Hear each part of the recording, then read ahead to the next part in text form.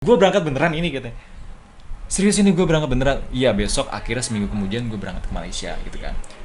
Ke Malaysia, ke Kuala Lumpur, tepatnya di University Kebangsaan Malaysia.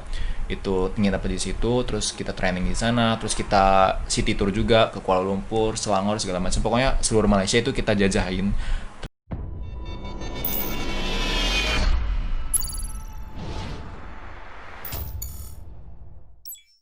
Halo guys, assalamualaikum warahmatullahi wabarakatuh. Kembali lagi nih di channel Hafiz Kurniawan.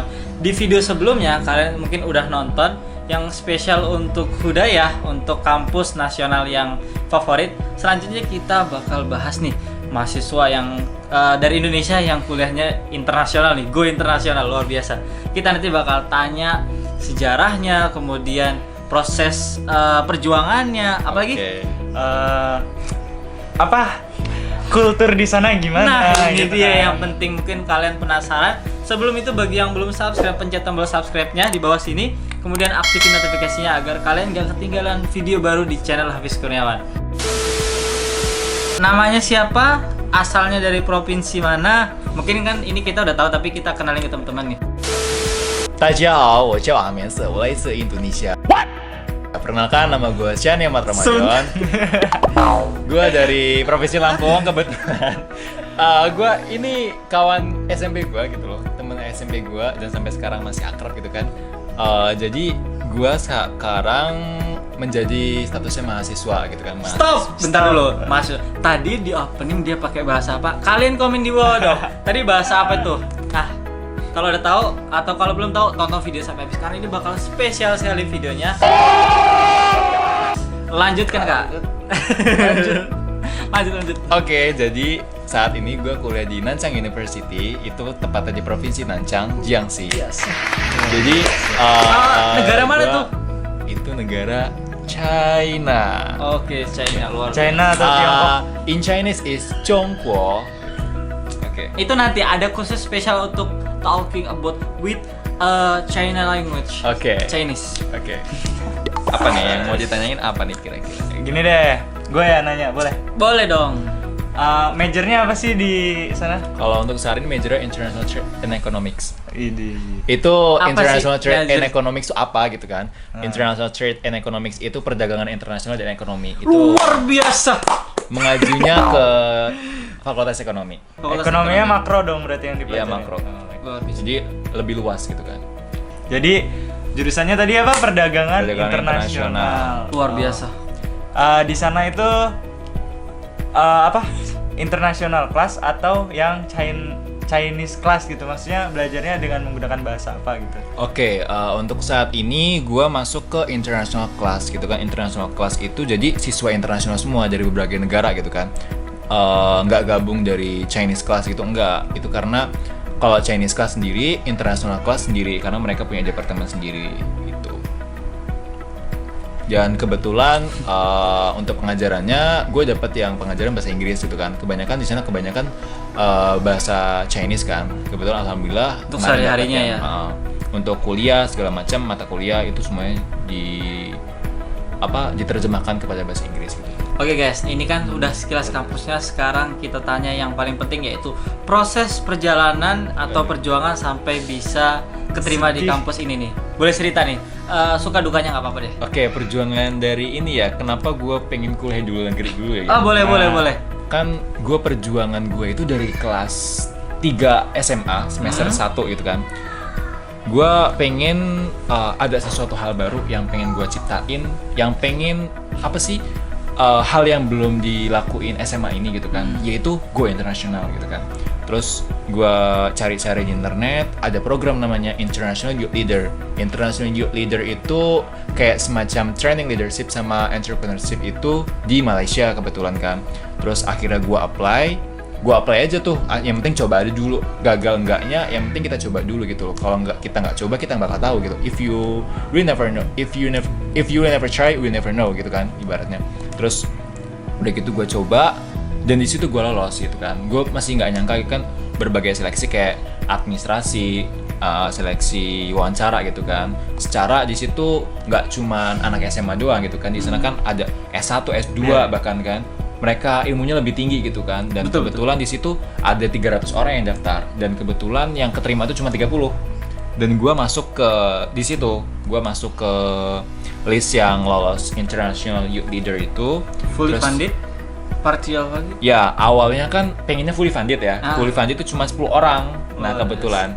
Terus akhirnya gue dapet yang partial funded. Oke. Akhirnya di situ gue berjuang tuh. Itu gue tahu artinya berjuang gitu kan. Akhirnya gue cari sponsor segala macam, gue cari donatur, gue keliling Lampung Tengah lah ibaratnya sampai mau minta donatur ke bupati segala macam karena gue udah stuck gitu. Gue mau dapat uang dari mana? Sedangkan orang tua sebelumnya gue belum dukung gue gitu loh. Apa sih kok apa? Yang penting kamu tuh sekolah dulu, nggak usah mikirin yang internasional segala macam gitu kan.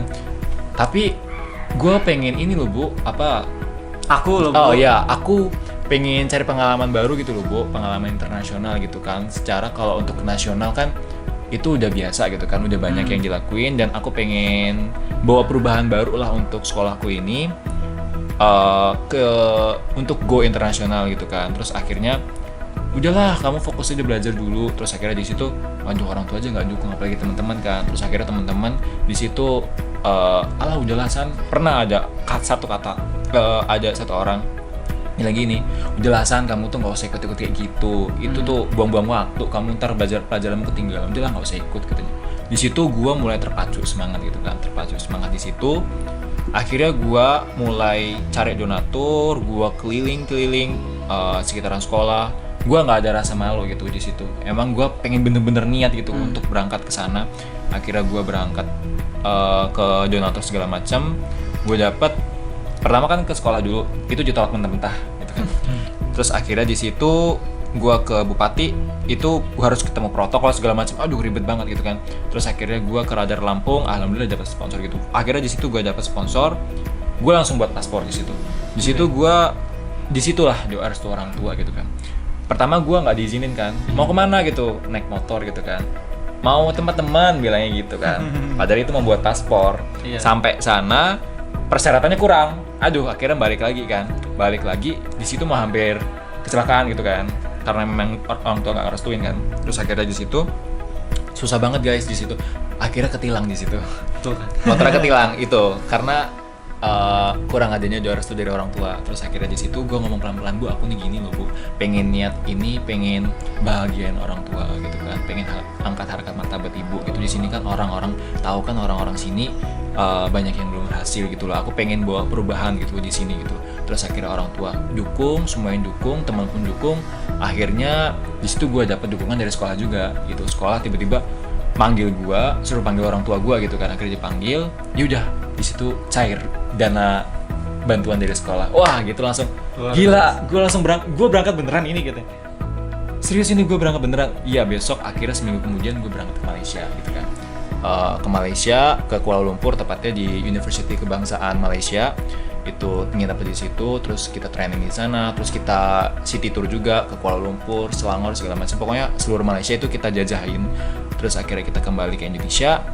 Dan gue nggak nyangka gitu kan, di situ gue dapet gelar best delegation gitu kan. Padahal di situ ada S1, S2 gitu kan. Sedangkan gue masih SMA gitu. Gue masih SMA, gue nggak bisa apa-apa gitu kan. Tiba-tiba gue dapet best delegation. Akhirnya gue kasih ke sekolah dan alhamdulillah sekolah itu ngasih apresiasi ke gue yang awalnya ya menolak gue mentah-mentah gitu kan. Akhirnya gue balas dengan prestasi. Alhamdulillah gue bisa bawa nama baik sekolah gue sama orang tua gue, sama Lampung juga di situ. Karena di situ dari berbagai penjuru Nusantara gitu kan, kita bisa kenal, bisa saling. Jadi kalau untuk mau go internasional gitu, nggak usah pandang umur, nggak usah pandang bulu, yang penting kita semua sama gitu. Kan tadi sampai ini ya, perjuangan pengen go internasional. Jadi tujuan pengen kuliah di luar negeri itu juga agar pengen go internasional gitu, biar lebih dipandang gitu kan. Nah, kan kayaknya kalau menurut orang awam buat apa kuliah ke luar negeri itu kan mahal, susah gitu. Nah, ceritain aja deh gimana dapet infonya, terus gimana cara apply-nya, terus hal-hal apa aja sih yang diperlu perhatiin kalau mau kuliah di luar negeri gitu. Oke, jadi setelah gua ikut program itu, itu gue mulai bergejolak tuh semangatnya pengen kuliah di luar negeri. Pokoknya target gue kuliah di luar negeri lah intinya. Gue emang kuliah di luar negeri tuh pengen dari SD gitu kan. Terus akhirnya di situ gue niat di situ, akhirnya gue apply lah. Ini ada beasiswa Malaysia nih, beasiswa Malaysia yang buka. Akhirnya gue daftar, gue apply gitu kan, semua dokumen gue kasihin sampai translate ke Inggris gitu segala macam. Gue apply, di situ gue nggak lolos gitu kan. Terus di situ gue cuma sekali gagal, coba lagi lah gitu kan, masih banyak yang beasiswa yang buka gitu kan, yang dari Jepang, dari Turki, Romania, Rusia, bahkan sampai di UK, terus di Jerman. Itu kebetulan udah daftar semua kan. Itu gue itu udah gagal 9 kali guys kalau untuk beasiswa gitu. Jadi kalian kalau yang baru gagal 3 kali, 4 kali itu masih biasa gitu. Ternyata masih banyak di luar sana yang banyak gagal gitu. Karena kegagalan itu keberhasilan tertunda gitu kan. Terus akhirnya di situ gue daftar lah beasiswa yang di Jerman sama Turki gitu kan. Gue yakin keterima gitu. Dan akhirnya gue dapet di Jerman itu di Utrecht University itu gue keterima. Udah dapat admission letter gitu segala macam. Letter of acceptance itu. Gue diterima, tapi gue cuma dibayarin kuliah doang gitu loh. Untuk biaya hidup gue bayar sendiri gitu. Wah, gila. Gue harus bayar 8 juta per bulan gitu kan. 5-8 juta per bulan. Orang tua gue cuman buruh segala macam gitu kan. Terus akhirnya gue mikir lagi, akhirnya yaudah gue cancel. Gue cari beasiswa yang bener-bener full gitu kan. Terus akhirnya gue daftar ke Guangxi Government Scholarship. Itu namanya beasiswa di Cina juga itu. Beasiswa di Cina, itu beasiswa yang ke 9 kalau nggak salah. Beasiswa yang ke 9. Akhirnya gue apply di situ.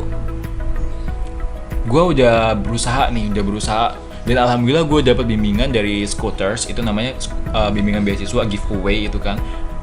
Namanya Allah ya, Allah tahu jalan kita yang terbaik gitu kan. Allah tuh always the best planners gitu kan. Terus akhirnya gue di situ gue dapat bimbingan beasiswa gitu. Akhirnya gue apply itu, gue kirim dokumen segala macam. Di situ gue yakin berapa.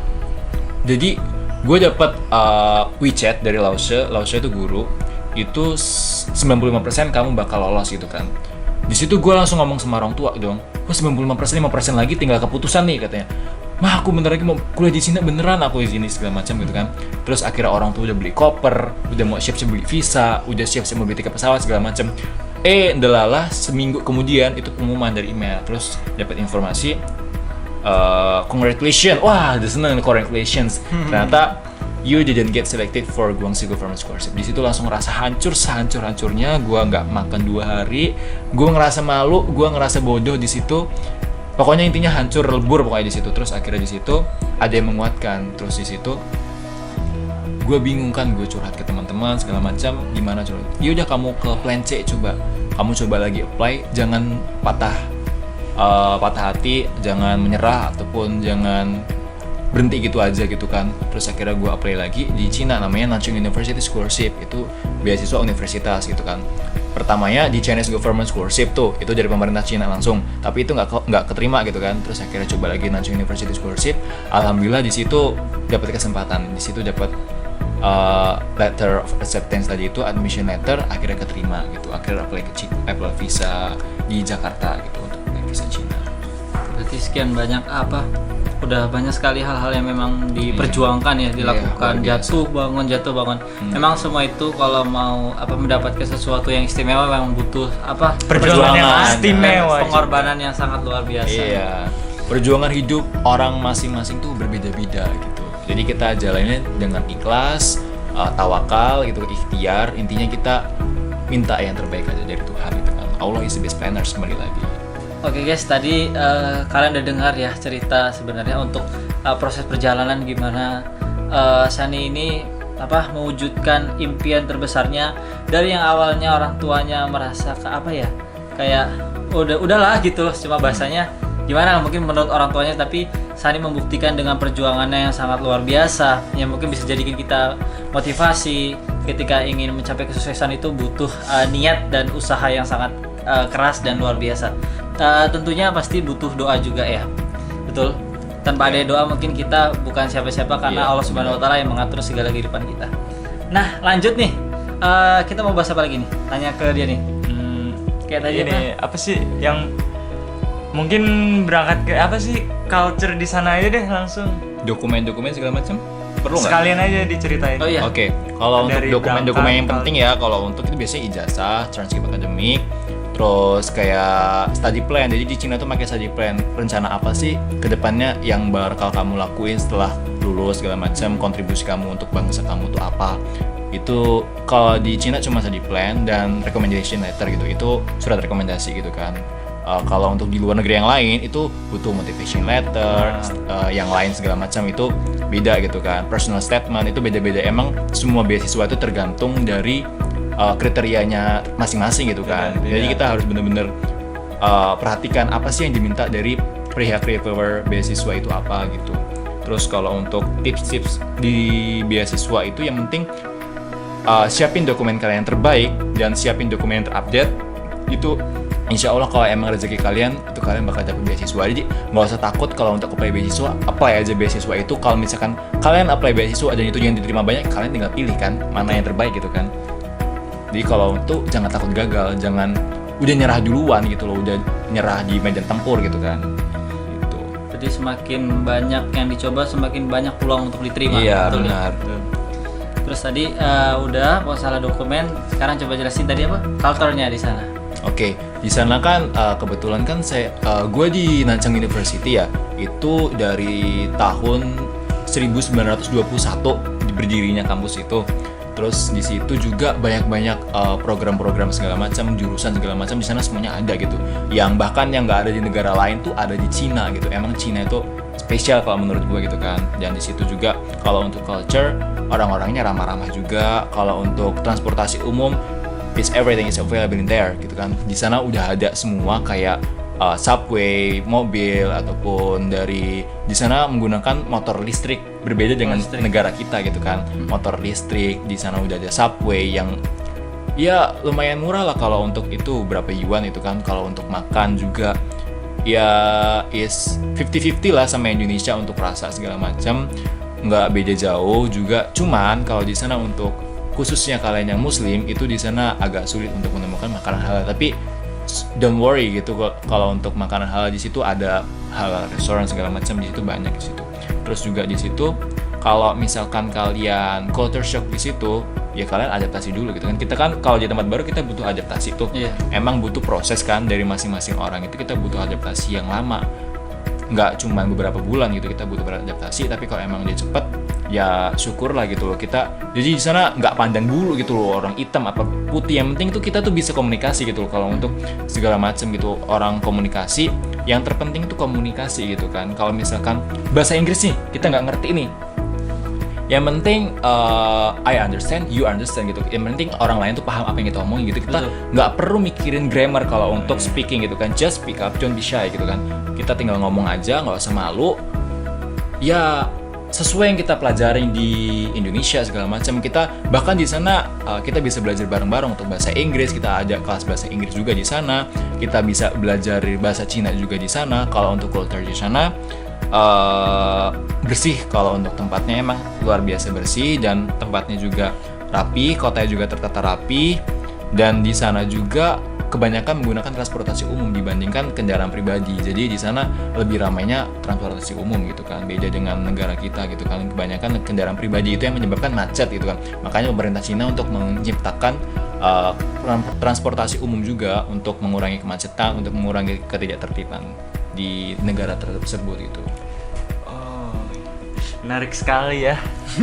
Guys, jadi pengen nggak bis? Pengen bisa. Kalau aku sih impiannya ya pengen dulu tuh pengen kuliah di Turki ya.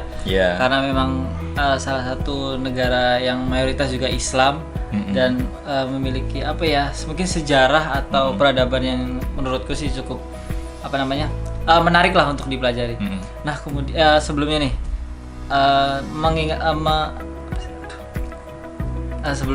mereply dari perkataan Shani tadi sebelumnya untuk masalah komunikasi, secara kalau kita pikirkan berarti kan ketika kita kuliah di negara orang kemudian bertemu bukan hanya mahasiswa dari kampus itu tapi juga dari kampus lain, itu kan pasti menggunakan bahasa internasional, bahasa Inggris. Nah, apakah harus orang yang memiliki kemampuan bahasa Inggris yang bagus untuk bisa meyakinkan diri kuliah di sana, atau kita yang penting yakin dan punya kemauan yang kuat? Mungkin bisa diceritakan pengalaman pribadinya.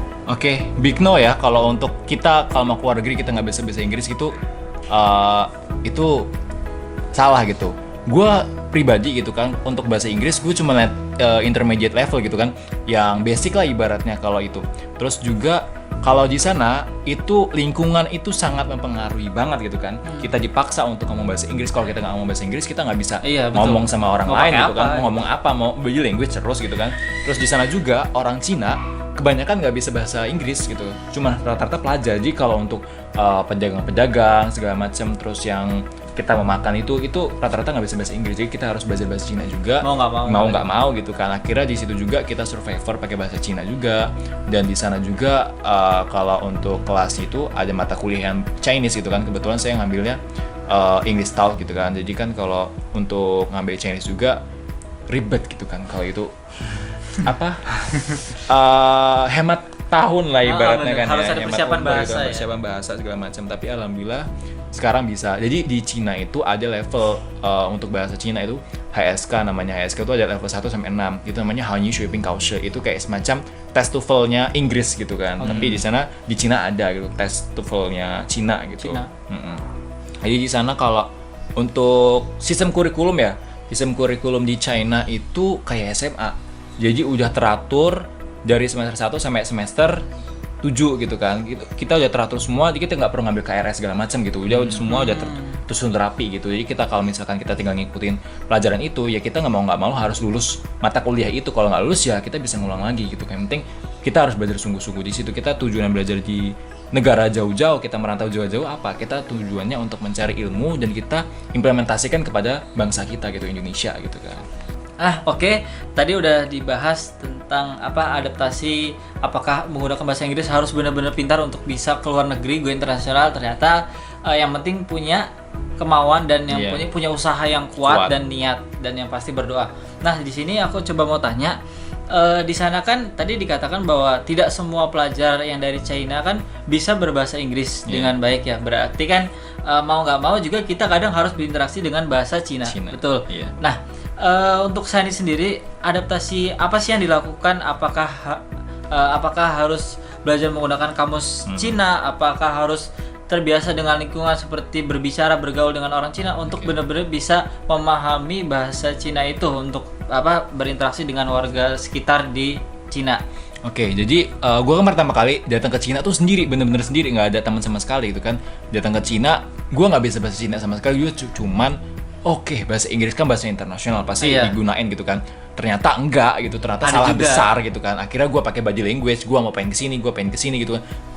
Gue pengen ke universitas ini segala macam untuk ngomong segala macam pakai body language. Terus gue punya komitmen di situ. Gue harus bisa ngomong sama orang Cina gitu kan. Gue harus bisa ngomong bahasa Cina secepat mungkin gitu. Secepat mungkin gue bisa belajar gitu. Terus akhirnya gue di situ gue cinta dengan bahasa Cina gitu kan. Akhirnya, jadi kalau mau belajar bahasa baru tuh yang penting cinta dulu. Kita cinta dulu, kita suka dulu, kita apapun yang mau susahnya itu bahasa, kita bakal hantam habis gitu kan. Kalau misalkan udah suka gitu kan. Terus udah gitu, kalau untuk belajar bahasa Cina itu pertama, yang penting kita belajar basic-basic segala macam. Jadi di Chinese juga ada nada di situ kan, ada 4 nada gitu kan. Kalau beda nada, beda arti di situ. Beda nada, beda arti. Kalau ngomong ini terus nadanya ini, wah itu beda arti, itu bisa menyinggung orang Cina langsung gitu kan. Terus akhirnya di situ gue komitmen, gue belajar nada, gue pantangin bener belajar nada, akhirnya gue bisa. Terus gue belajar ke kosakata yang lain gitu kan. Terus akhirnya di situ gue belajar HSK 1, terus di situ gue catat-catat di buku khusus gitu kan biar cepat hafal. Terus gue tulis bahasa Cina namanya Hanzi itu Chinese character. Terus akhirnya di situ gue latihan setiap malam tuh gue belajar. Terus akhirnya gue mulai speaking ke orang Cina langsung gitu kan.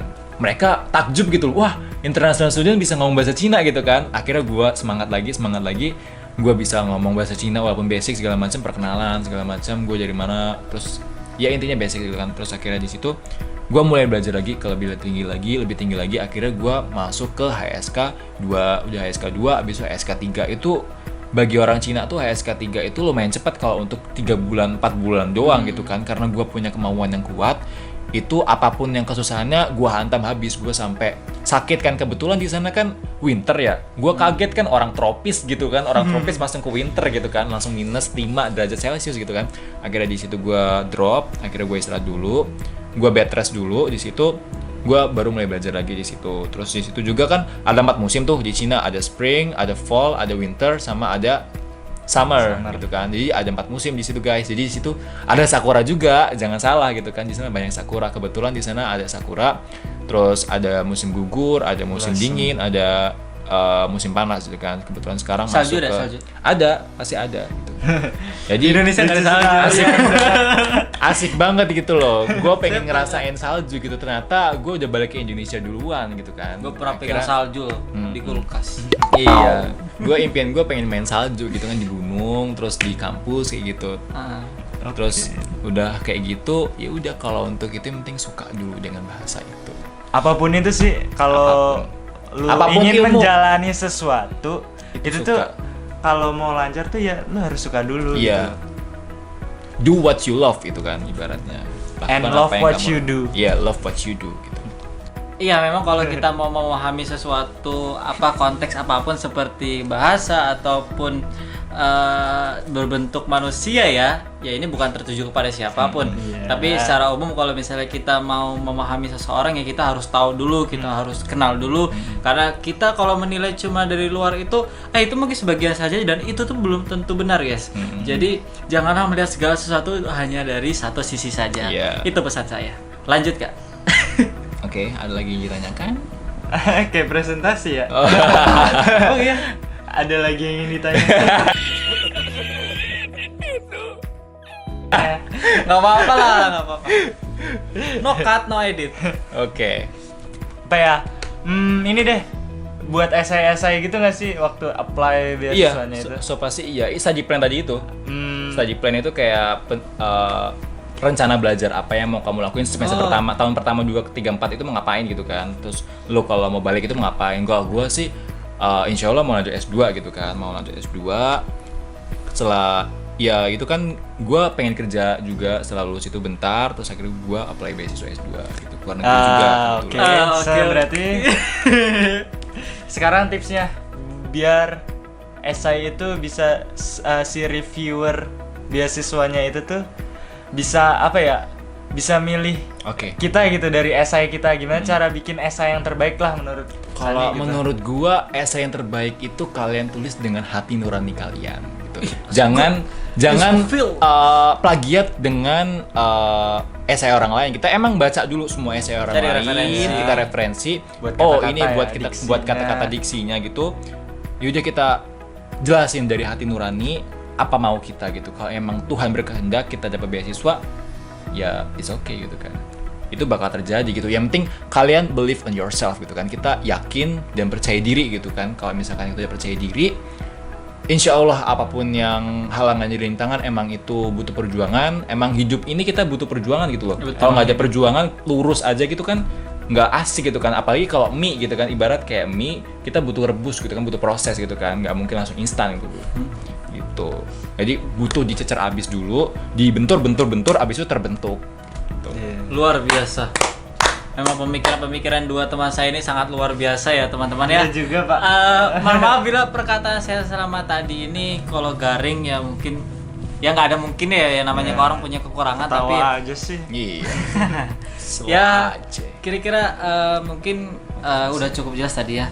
Kemudian aku mau tanya tentang kegiatan di sana nih, aktivitas. Tadi kan budaya udah, kemudian proses perjalanan udah. Sekarang aktivitas atau kegiatan di sana nih. Beda nggak sih dengan Indonesia untuk kegiatan misalnya kampus atau kegiatan daily-nya lah?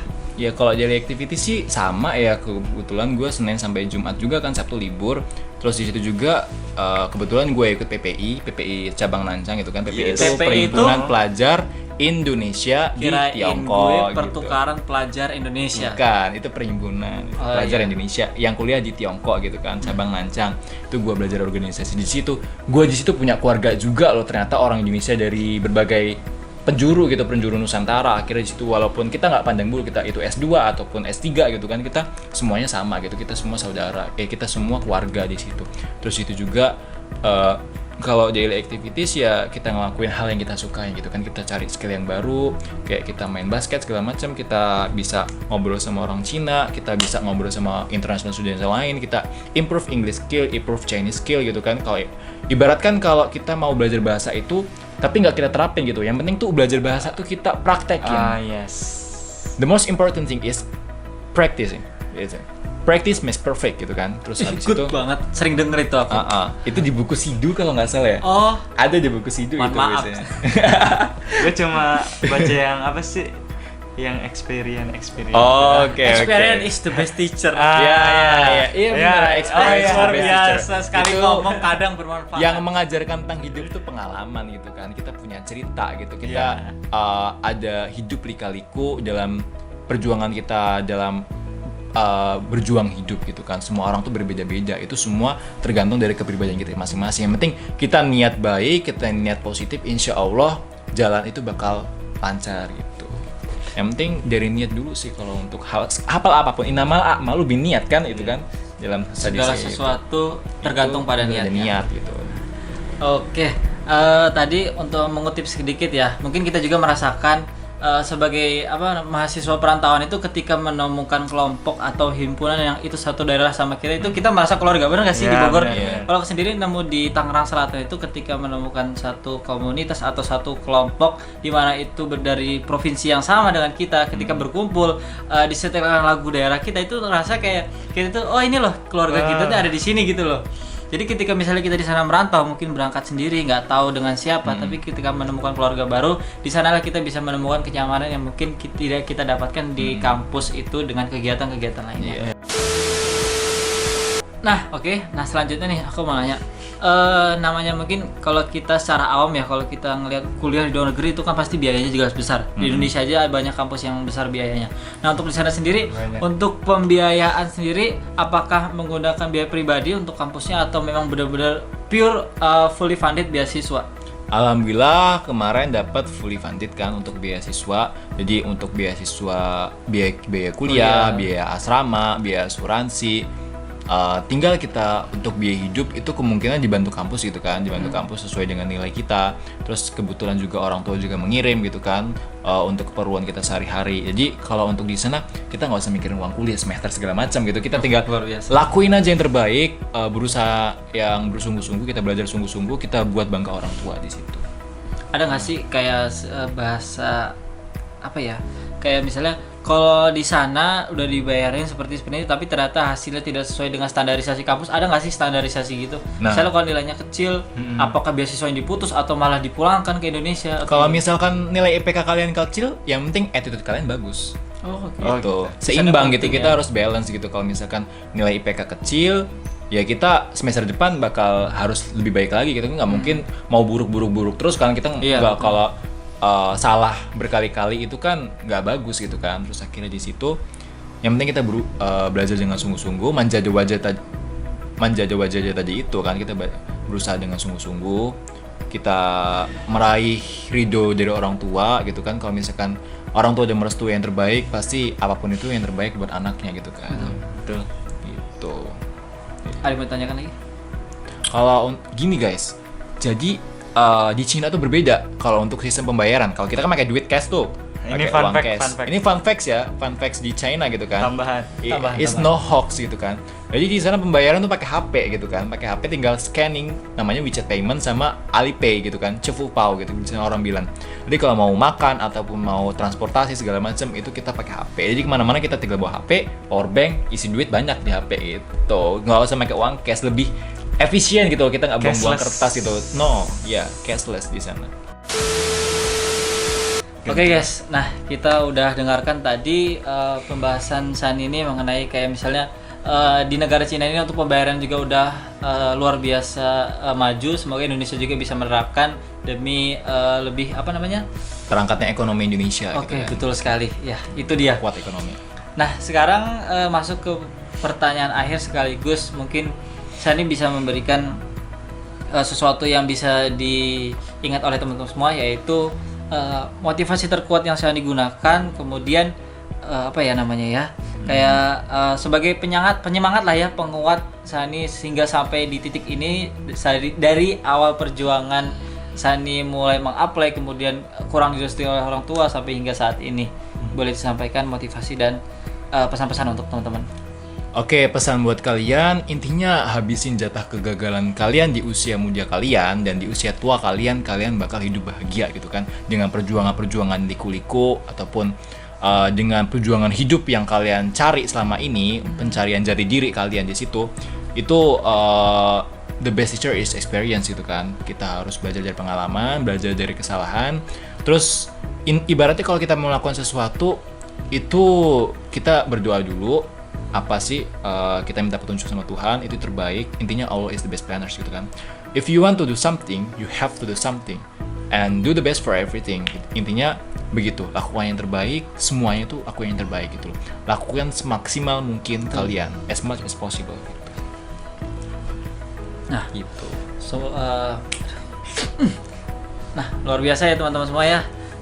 Semoga ini juga semua bisa menginspirasi teman-teman semua, bisa memotivasi dan menyemangatkan kalian semua.